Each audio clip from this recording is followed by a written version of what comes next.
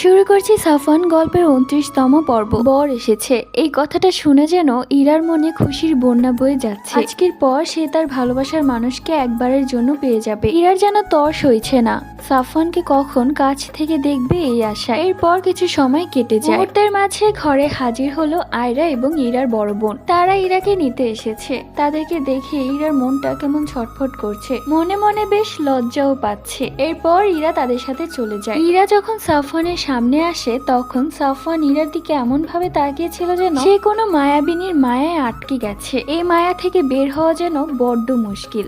ইরা একবার আর চোখে সাফওয়ানকে দেখে নিল। ইরার যেন সাফওয়ানের দিকেই তাকিয়ে থাকতে ইচ্ছে করছে, চোখ সরাতেই ইচ্ছে করছে না। কেননা আজ সাফওয়ানকে এত সুদর্শন লাগছে যে তার থেকে চোখ ফেরানো মুশকিল। সাফওয়ান ইরার দিকে তাকিয়ে একটা চোখ মারলো, সাথে সাথে ইরা যেন শরমে মরে যাচ্ছে। এরপর আলহামদুলিল্লাহ তাদের বিয়ে সম্পন্ন হলো। তারা দুজনে যে কি